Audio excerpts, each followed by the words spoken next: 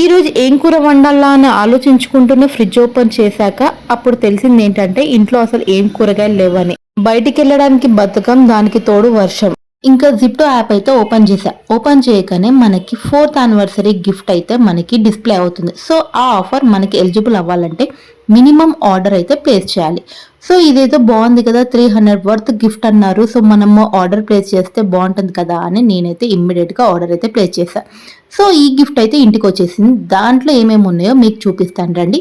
10 rupees naturals, 10 rupees tea powder, అదే వాగ్పాక్ అండి సుమా ఇచ్చే యాడ్లో.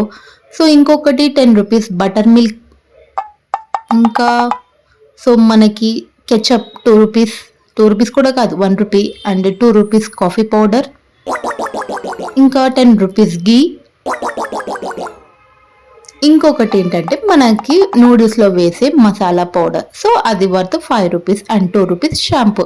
సో టోటల్గా క్యాలిక్యులేట్ చేస్తే ఇది మనకి 300 వర్త్ ఉంటుందా ఉండదా ఒకసారి మీరే కామెంట్ సెక్షన్లో కామెంట్ చేయండి. దీంట్లో నీకు ఏం యూజ్ అవుతాయి కన్నా? ఇది న్యాచురల్స్ ఒకటి, ఇంకన్నీ అవసరం లేదు కదా.